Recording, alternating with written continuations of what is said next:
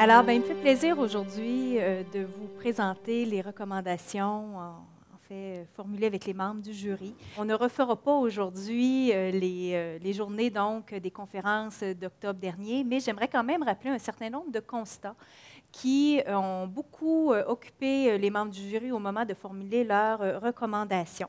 Alors, je vais les reprendre successivement.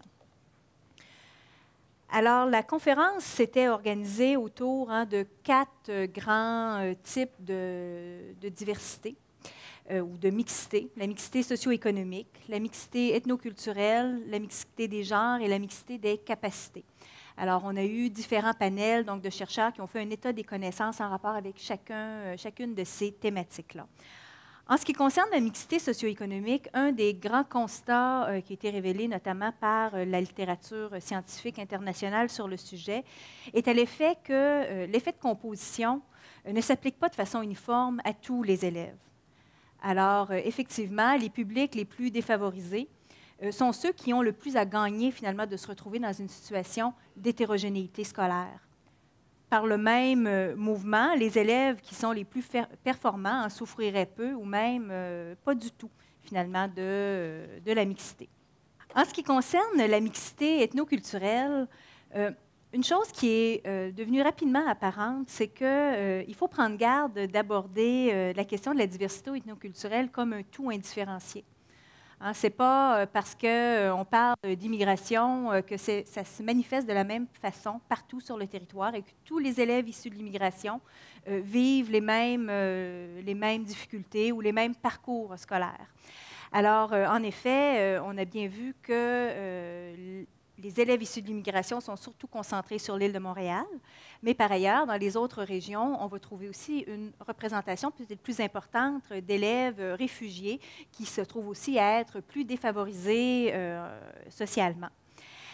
Ces derniers vont souvent être arrivés en cours de cheminement scolaire après le primaire et vont parfois cumuler des retards importants au niveau scolaire. Donc, ce n'est pas sans soulever certains défis pour les écoles qui accueillent donc, ces élèves-là. En ce qui concerne la mixité des genres, alors la recherche scientifique était beaucoup moins concluante sur ce thème-là. On n'est pas arrivé avec des résultats qui nous poussaient dans une direction ou une autre. N'en demeure pas moins qu'il n'y a rien qui démontrait dans la recherche là, qu'on devait renoncer donc, au principe de coéducation. Et que ça n'avait pas d'effet négatif sur la performance des garçons. De même, en ce qui concerne la féminisation là, du personnel enseignant. Alors, les membres du jury ont été très prudents en ce qui concerne ce que nous dit la littérature scientifique, eu égard à la mixité des genres. Et enfin, quatrième catégorie de mixité relative aux capacités, un constat qui est très important, c'est l'importance grandissante de la présence d'élèves handicapés ou en difficulté d'adaptation ou d'apprentissage dans les classes des écoles québécoises. Donc, une proportion qui a beaucoup gagné en importance au cours des dernières années. Et de même, le fait que ces élèves sont surtout présents au sein du réseau public et que plus du 2/3 de ces élèves sont intégrés en classe dite ordinaire. Alors, c'est un élément qui a été également pris en compte. Maintenant, les recommandations. Ce n'est pas moins d'une trentaine de recommandations qui ont été formulées donc, par les membres du jury, qu'on a regroupées ici donc, en 7 catégories, je crois. Les membres du jury ne se sont pas risqués à avancer dans l'opérationnalisation concrète des recommandations. Oui, on a identifié des acteurs qui sont interpellés parce qu'ils semblaient être des acteurs incontournables pour s'assurer que la recommandation puisse se réaliser. Mais pour l'ensemble des recommandations qu'on va présenter aujourd'hui, vous allez voir, on n'a pas décliné ces recommandations-là en dictant des façons de faire. Il s'agit de recommandations vraiment au sens large, des grandes orientations qui sont proposées, des pistes d'action, mais dont la mise en action, après ça, relève des acteurs concernés et va se décliner, j'imagine, en fonction des milieux et des acteurs respectifs. Alors, la première recommandation concerne la mise sur pied de l'Observatoire de l'équité. Alors, la conférence de consensus a permis de constater que malgré l'abondance de travaux de recherche sur cette question-là, il y a quand même la recherche québécoise sur la question est partielle et incomplète. Donc, si on veut travailler dans la voie de l'équité et améliorer la situation dans les écoles, il est important de pouvoir s'appuyer sur des résultats de recherche, sur des données empiriques à jour et très bien contextualisées. Donc, la première recommandation s'inscrit donc dans cet esprit. Donc, un observatoire de l'équité qui aurait 2 mandats principaux. Le premier serait de documenter les pratiques qui sont jugées prometteuses en matière d'équité. Et le deuxième volet serait d'assurer une veille pour rendre accessibles et transférables à la fois les savoirs scientifiques, mais également les pratiques professionnelles qui sont expérimentées dans les milieux, en ce qui a trait à la prise en charge donc, de la mixité. J'attire votre attention sur le fait qu'on a identifié pour chacune des recommandations un responsable principal. Alors, le jury a vraiment tenu à s'assurer que les recommandations ne soient pas seulement formulées dans l'air du temps, mais qu'elles s'adressent particulièrement à certains acteurs. Ce qui ne veut pas dire, par ailleurs, qu'il n'y a pas d'autres acteurs qui peuvent être directement concernés par certaines de ces recommandations. Bien au contraire, il est clairement une volonté que tout le monde puisse travailler de manière concertée à réaliser certaines donc, de ces recommandations. Donc, dans le cas précis, le responsable principal qui a été identifié est donc le ministère de l'Éducation et de l'Enseignement supérieur, mais évidemment en partenariat avec d'autres acteurs tels que le CETREC qui serait tout à fait ouvert à collaborer avec les acteurs dans la mise sur pied d'un tel observatoire. Alors, c'est extrêmement important de pouvoir documenter les phénomènes en ce qui a trait à la mixité donc, sociale et scolaire pour éviter de tomber dans des débats idéologiques stériles, finalement, et d'être capable de bien s'appuyer sur une connaissance fine des terrains scolaires en cette matière.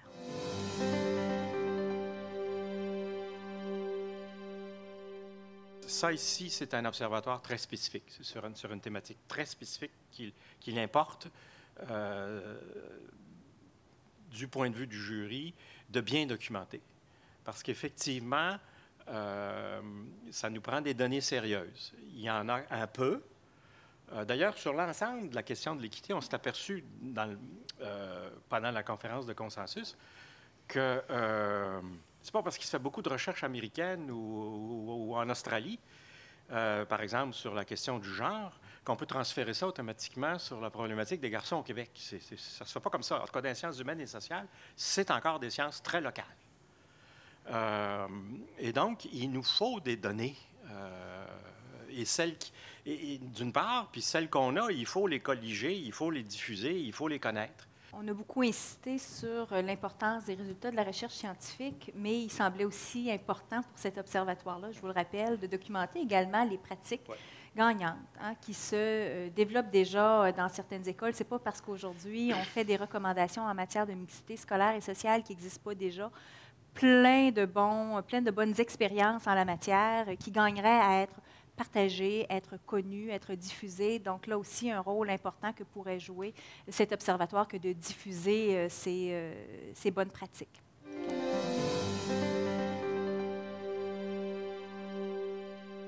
Je ne pense pas que dans l'esprit du jury, lorsqu'on a pensé à un observatoire, on a pensé à un gros organisme, là, avec... c'est pas un conseil supérieur, là, ou c'est pas un CETREC, c'est un truc qui a une mission et un mandat très précis, qui a les ressources qu'il faut pour le faire et qui loge à quelque part. Ça peut être au CETREC, ça peut être à la Fédération des commissions scolaires, ça, c'est secondaire, d'une certaine manière. La dernière phrase de cette section-là... je trouve qu'elle donne déjà le ton, une réflexion, parce qu'on parle de collaborer avec des organisations déjà existantes. Alors, peut-être une conjugaison des efforts, ce serait déjà un pas dans la bonne direction pour la concrétisation. Je reprends avec la prochaine catégorie, donc concernant la formation et l'accompagnement.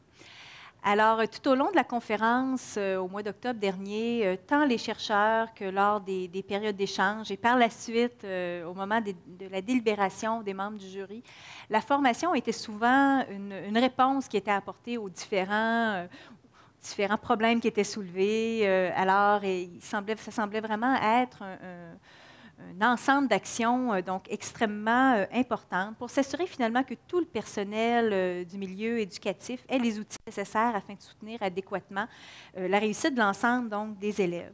La première recommandation en matière de formation et accompagnement concerne la formation initiale. hein, une responsabilité partagée entre le ministère et les universités. Alors, il semblait extrêmement important pour les membres du jury d'insister sur l'importance que les futurs enseignants et les futurs professionnels d'éducation, futures directions d'établissement, donc l'ensemble donc, des membres du personnel éducatif, développent les compétences requises pour intervenir en contexte de mixité sociale et scolaire. Ça les a également amenés à identifier les stages comme étant une occasion importante pour développer donc, ces connaissances-là dans le cadre finalement d'une activité de formation pratique qui permet la pratique réflexive sur l'engagement dans un tel contexte. Alors, on souhaiterait évidemment que tous les futurs enseignants, notamment, aient une occasion de leur formation, de pouvoir œuvrer dans un milieu où s'exprime la mixité, que ce soit socio-économique, que ce soit mixité de capacité, mais qu'ils aient au moins une opportunité pour le faire. Maintenant, une fois la formation initiale assurée, l'accompagnement s'est imposé comme étant une condition tout aussi importante pour que tout nouveau membre du personnel dans le milieu éducatif puisse prendre en charge la mixité sociale et scolaire donc dans leur milieu respectif, et notamment en insistant sur les 5 premières années de vie professionnelle. Alors, il a été suggéré donc qu'un mentorat soit apporté à ces nouveaux professionnels pour leur permettre finalement de tirer bénéfice finalement de pratiques prometteuses en matière de mixité sociale et scolaire. Alors, pour certaines des recommandations, les membres du jury ont insisté sur certaines conditions. En ce qui concerne cette recommandation, l'une des conditions essentielles est celle de s'assurer de prévoir des moments de dégagement, tant pour le mentoré que pour le mentor, et de reconnaître cela à la tâche, finalement, de chacune des personnes concernées. Également, la formation continue peut se dérouler tout au long donc, de la carrière. Alors, la prochaine recommandation vise à mettre en place finalement un dispositif de formation continue en matière donc, de mixité pour s'adapter notamment, pour permettre aux membres du personnel éducatif de s'adapter à des contextes qui changent continuellement hein, et leur donner des outils pour répondre aux besoins des différents élèves qu'ils peuvent accueillir donc, dans leur classe ou dans leurs écoles. La prochaine recommandation concerne la formation de l'ensemble du personnel scolaire en ce qui concerne leur représentation, leurs attitudes et leurs pratiques pour répondre adéquatement aux besoins de ces élèves, pour les amener finalement à mieux comprendre la réalité des élèves issus de l'immigration pour intervenir de manière cohérente. La question autochtone a été abordée d'une manière séparée. C'est un aspect extrêmement important pour les membres du jury. Lors de la conférence du mois d'octobre, on a eu une présentation qui concernait l'éducation des peuples autochtones. Et les membres du jury se sont sentis un peu mal à l'aise avec cette question-là. Ils ont senti l'importance de formuler des recommandations en ce qui a trait à la réponse aux besoins des élèves autochtones, mais en même temps, ils se sentaient pas légitimes de le faire sans collaborer avec les milieux autochtones eux-mêmes. C'est la raison pour laquelle la recommandation est formulée de la façon qui suit, donc que de développer en collaboration avec les acteurs des communautés autochtones des moyens d'intégrer des aspects liés à l'histoire et aux enjeux autochtones dans la formation initiale et continue des enseignants et du personnel scolaire. Donc, ça faisait le tour des recommandations en matière de formation et d'accompagnement. Alors maintenant, la prochaine catégorie concerne l'offre globale de services de qualité dans les écoles. Alors, première chose qu'il faut dire là-dessus, c'est que, en partant, le jury n'a pas souhaité l'abolition de tous les projets particuliers. Au contraire, a insisté sur l'importance, en fait, que chaque école ait toujours la possibilité de mettre en place un projet éducatif unique et stimulant, favorable à la mixité, néanmoins. Alors, les recommandations dans cette section-là ne visent donc pas à abolir les projets particuliers, mais à en assurer les conditions optimales pour que cette offre éducative prenne en compte les principes d'équité. Alors, la première recommandation dans cette section concerne le curriculum. Alors, nous recommandons de préserver un curriculum commun long qui soit garant d'équité et de réussite éducative. Alors, qu'est-ce qu'on entend par là? Alors, évidemment, on a eu beaucoup de discussions sur ce que voulait dire un curriculum commun. Je pense que ça a été un des éléments. Vous savez, le vocabulaire, les mots choisis, c'est toujours quelque chose qui suscite bien de la discussion. Mais l'idée derrière ça était celle de retarder le plus longtemps possible tous les choix scolaires qui pourraient avoir pour effet d'établir des parcours différenciés, qui ont des impacts par la suite pour les parcours, notamment au postsecondaire, etc. Donc, tous les choix en ce qui concerne les mathématiques, les sciences ou voire même les langues. Ensuite, nous recommandons de prévoir une organisation scolaire qui favorise le fait que les élèves inscrits donc, dans un projet particulier puissent aussi, à certaines occasions, suivre des cours communs avec les autres élèves de l'école. Alors, vous allez voir différentes recommandations qui vont en ce sens-là. C'est-à-dire, bien, comment peut-on faire dans le cadre d'une organisation scolaire quand on a des projets particuliers ou on a des groupes d'adaptation scolaire et que là, les élèves tendent à évoluer dans des vases clos où ils pourraient se retrouver en étant très peu en contact les uns avec les autres, parfois dans des pavillons séparés, dans des sections de l'école où ils sont à peu près jamais en contact les uns avec les autres.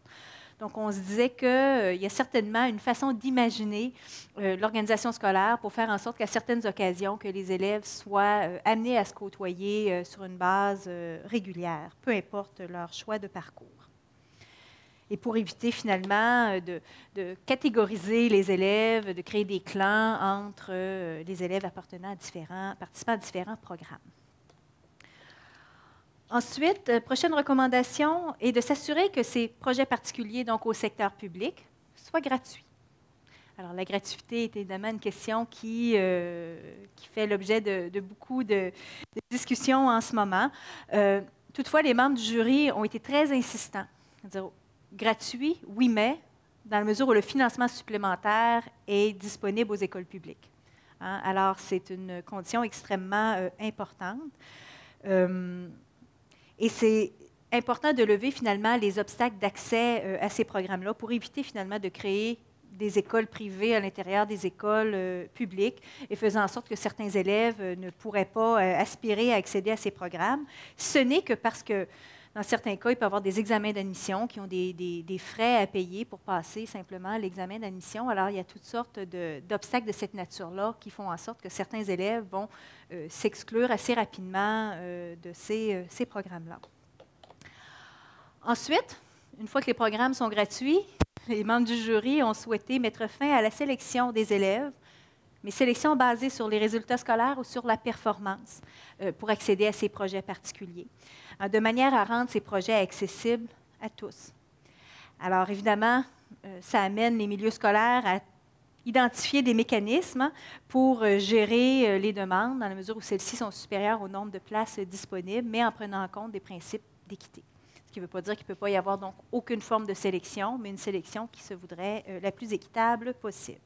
Une autre piste de réflexion en ce qui concerne les projets particuliers, est-ce qu'il est essentiel de voir les projets particuliers mur à mur avec une seule façon donc, de les voir, où on pourrait imaginer une modulation de ces projets particuliers pour faire en sorte finalement que les élèves admis dans ces programmes-là pourraient, à certaines occasions, se retrouver évidemment à vivre des enrichissements, mais à d'autres occasions, peut-être obtenir du soutien à la réussite pour certaines matières bien précises, pour faciliter finalement le fait que certains élèves pourraient avoir des forces dans certains domaines, des faiblesses dans d'autres, mais tout en profitant finalement de l'enrichissement qui vient avec un programme qui corresponde aux passions, aux intérêts des élèves et qui stimule finalement leur goût d'aller à l'école. L'enrichissement pourrait aussi passer par des activités parascolaires diversifiées dans le domaine culturel, sportif, artistique, qui soient accessibles à tous, peu importe le profil des élèves. Alors, les membres du jury se sont dit, est-ce que tout doit forcément passer par les projets particuliers? Hein, il y a quand même, la journée ne s'arrête pas à 3h30. Il y a plein d'autres moments dans la journée où les établissements pourraient proposer des activités stimulantes qui pourraient à ce moment-là être accessibles au plus grand nombre. En ce qui concerne les élèves issus de l'immigration, les membres du jury recommandent d'adapter les services en ce qui concerne l'apprentissage du français et de la persévérance aux élèves issus de l'immigration en prenant en compte les besoins des sous-groupes à risque. Je disais en introduction, quand on regarde la composition des élèves issus de l'immigration, on se rend compte qu'on a affaire à un groupe extrêmement hétérogène. Alors, plutôt que d'essayer de mettre tout le monde dans un même panier, c'est absolument important de cibler ceux qui doivent obtenir le plus de soutien, notamment les élèves de première génération, notamment ceux qui arrivent en cours de scolarité secondaire et qui se retrouvent en situation de retard scolaire. Ceux qui fréquentent des établissements scolaires à faible densité d'immigrants, par exemple. Les minorités racisées qui peuvent subir des effets de discrimination dans leur milieu, ou ceux qui proviennent de familles qui ont un plus faible capital culturel. Alors, tous ces élèves peuvent rencontrer des difficultés qui peuvent être très différentes de ceux d'élèves issus de l'immigration qui arrivent de familles très nanties économiquement ou en termes de capital culturel et qui peuvent déjà les stimuler sur le plan académique. Toujours en ce qui concerne les élèves immigrants, mais surtout allophones ici, qui intègrent une classe ordinaire.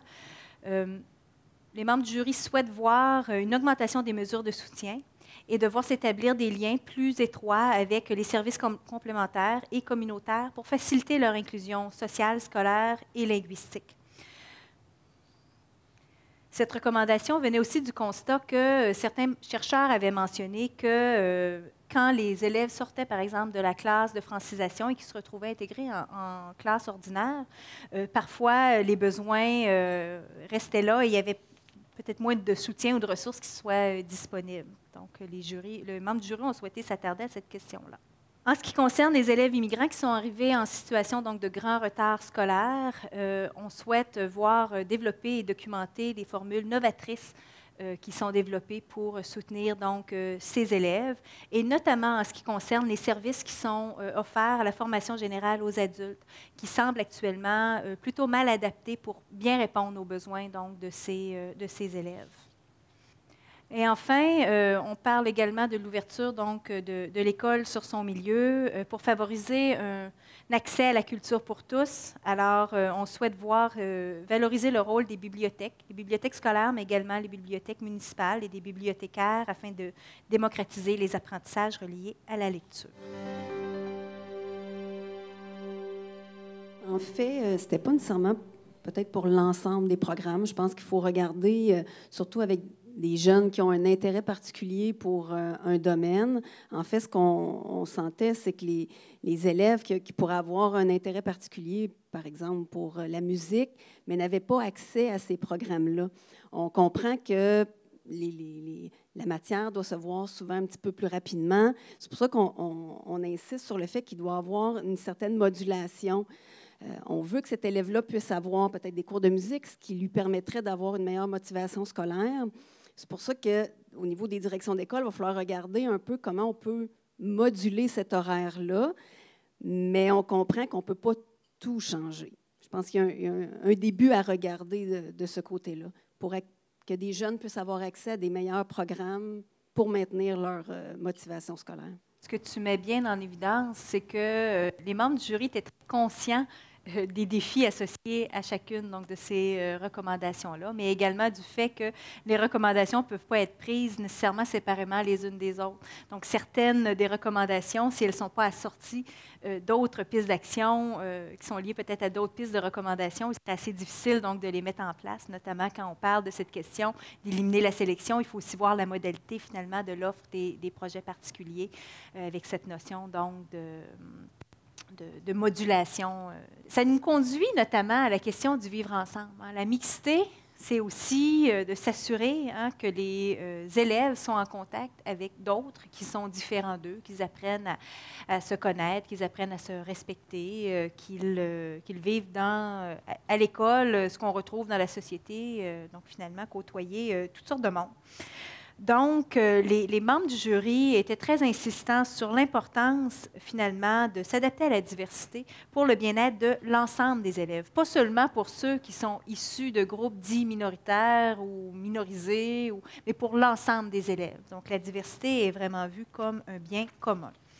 Ce qui nous a conduit donc à un ensemble de recommandations. Bon, alors, la première recommandation est à l'effet de de réaliser un bilan, donc tant les commissions scolaires que les établissements privés. On recommande de faire une analyse, un bilan des trajectoires et des besoins des élèves, notamment ceux issus de l'immigration, qui présentent des profils très différenciés, afin de mieux orienter les actions du personnel en matière d'intégration et de persévérance scolaire. On recommande également de favoriser des activités communes, fréquentes, entre les élèves des classes ordinaires et ceux des classes d'accueil pour faciliter l'inclusion. Certaines personnes, membres de l'auditoire, ont dit que c'est aussi vrai avec les élèves des groupes d'adaptation scolaire.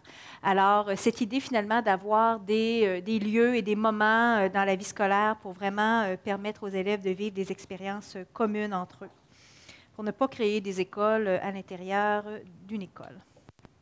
Ensuite, nous recommandons d'accroître la valorisation de l'histoire et des cultures d'origine, ce qui peut également inclure les langues d'origine, autant dans le curriculum formel, donc dans les matières scolaires, que dans les normes et les pratiques des établissements d'enseignement. Faire en sorte que les élèves dans l'école peuvent trouver un reflet de leur culture, de leur milieu familial, de leur réalité hors de l'école, à l'intérieur donc du contexte scolaire. Et ceci est extrêmement important afin de favoriser leur développement identitaire harmonieux, pour réduire l'écart, enfin, entre le milieu scolaire et leur milieu de vie réel. Toujours sur le vivre ensemble, il a été suggéré d'inclure dans le code de vie de l'école la notion de mixité sociale et scolaire pour en faire une grande orientation forte qui puisse servir de phare à l'ensemble des pratiques donc, de l'établissement. Les membres du jury réaffirment également le principe de la mixité des genres dans les classes. Donc, c'était le constat auquel on est arrivé à la suite de l'analyse des études scientifiques sur la question, mais avec une petite différence. Alors, les membres du jury ont tout de même cru qu'il pouvait être pertinent, dans certaines occasions ponctuelles, de réaliser des interventions en sous-groupes non mixtes. Par exemple, si on veut encourager les vocations scientifiques chez les filles, par exemple, on pourrait imaginer que certaines activités bien choisies puissent se réaliser de manière homogène, mais pas pendant l'année durant, à des moments bien précis. De même pour les questions d'éducation sexuelle, par exemple, certaines questions pourraient être traitées de manière plus en profondeur ou plus optimale si on faisait temporairement des groupes non mixtes pour traiter de certaines questions.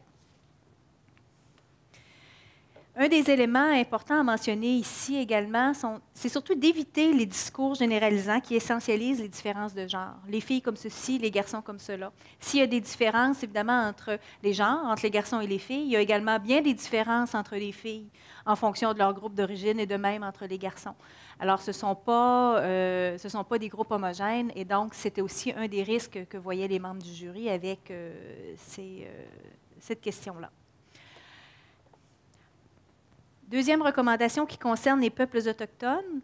Alors, il a été recommandé de mettre en place les conditions nécessaires pour que les peuples autochtones soient en mesure de formuler des recommandations qui concernent l'organisation des services éducatifs en communauté et hors communauté. Alors, les membres du jury auraient pu choisir de ne pas du tout aborder cette question-là. Ils ont quand même tenu à en faire une recommandation dans l'espoir qu'un processus soit mis en place pour leur permettre de participer activement à la destinée de leur éducation. Alors, on pourrait poursuivre avec une autre catégorie donc, de recommandations en ce qui concerne l'organisation du travail. Alors, un principe clé qui était très cher aux membres du jury était celui de la collaboration entre les membres du personnel scolaire et également avec d'autres acteurs du milieu, donc des familles et des communautés. Alors, la première recommandation dans ce bloc-là est de renforcer la collaboration intra- et interprofessionnelle en ce qui a trait à la prise en charge de la mixité sociale et scolaire. Et ils ont identifié certaines conditions, comme celle de mettre à l'horaire et de préserver un temps significatif pour permettre la concertation intra- et interprofessionnelle, de mettre en place des conditions matérielles et humaines pour à la fois permettre aux équipes éducatives d'analyser et de prendre en compte les trajectoires des élèves, et également de s'approprier la recherche et partager autour de l'expérimentation de pratiques jugées prometteuses. Les membres du jury recommandent également de repenser l'organisation de travail pour assurer qu'il y ait un temps dédié à la collaboration entre les acteurs du milieu, de faciliter la mise en place de pratiques de différenciation pédagogique en collaboration avec les services complémentaires notamment. Alors, s'assurer d'aller chercher, derrière ça, c'est de s'assurer d'aller chercher les connaissances de tous pour offrir des services de plus grande qualité. On est toujours dans le même esprit de la collaboration lorsqu'on parle des relations entre l'école, la famille et la communauté. Alors, l'importance donc de la communication et de la collaboration. Alors, la prochaine recommandation vise à s'assurer que tous les enfants et leurs familles disposent de l'information nécessaire pour permettre un choix éclairé parmi les parcours scolaires possibles. À partir du moment où on constate qu'il y a une offre scolaire extrêmement diversifiée, les inégalités au niveau de la connaissance de cette offre scolaire-là, des opportunités qui peuvent exister, contribuent à accentuer les inégalités qui en découlent. Certains élèves peuvent s'auto-exclure de certains programmes, bien qu'il pourrait tout à fait y avoir accès. Alors, les membres du jury ont affirmé l'importance donc de cette information-là, notamment auprès des familles qui sont plus éloignées du milieu scolaire et qui sont moins au fait de ces réalités-là, et de prendre des actions dès le primaire, évidemment, pour les informer.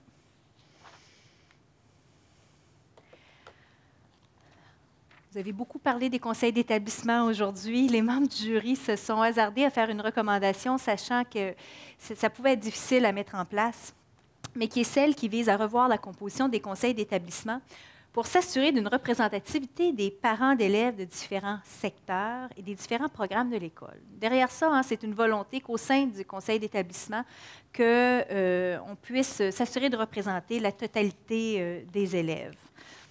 Ensuite, on recommande d'améliorer la communication donc, avec les familles issues de l'immigration de manière à les amener à mieux comprendre le fonctionnement de l'école et d'augmenter leur pouvoir d'agir parental. C'est une recommandation qui vient évidemment avec une condition essentielle jugée très, très importante.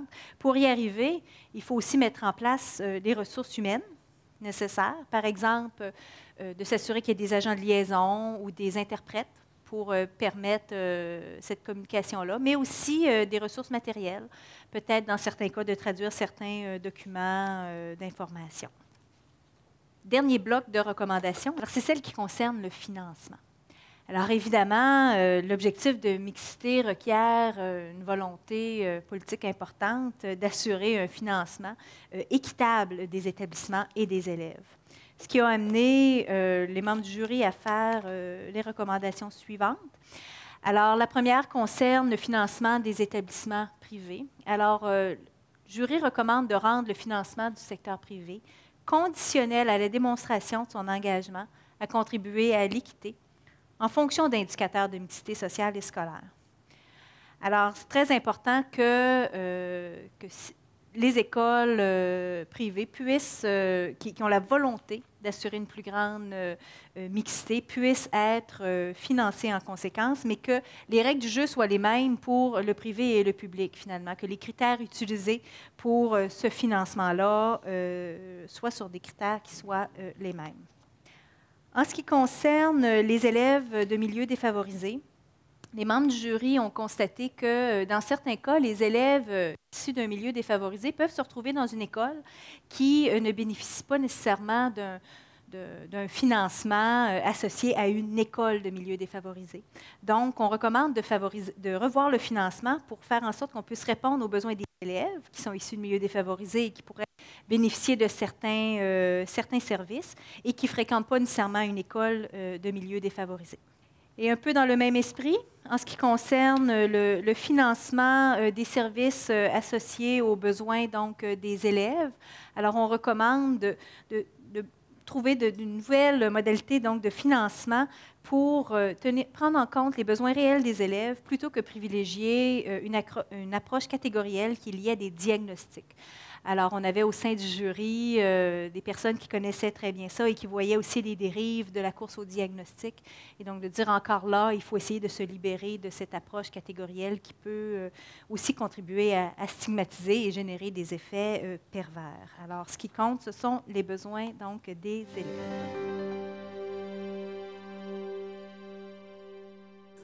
En fait, on a eu quand même beaucoup de discussions à ce sujet-là. On était assez mitigés. Plusieurs allaient dans votre sens. On était un peu chambranlant là-dessus. En fait, on avait certains critères qui nous permettaient de libeller les recommandations. Et il y avait un critère qui concernait aussi la réponse du public en lien avec la recommandation. On le sait que c'est un sujet chaud au Québec. Alors, on s'est dit, on va y aller avec une partie qui est peut-être un peu plus réaliste présentement. On aurait pu aller tout de suite vers une recommandation un peu plus carrée, mais on le savait que ce serait une recommandation qui aurait passé dans le vent. Alors, c'est pour ça qu'on est allé avec une recommandation un peu plus judicieuse de cette façon-là, mais on le sait qu'il y a un grand travail à faire sur cette question-là. Juste apporter une précision, on avait également des gens qui représentaient les établissements privés sur notre jury. Puis l'idée, c'est une conférence de consensus. Donc, c'était de prendre une mesure qui allait faire consensus au sein du jury puis qui avait effectivement une chance de passer le test de la faisabilité sociale pour pas qu'elle soit tablettée.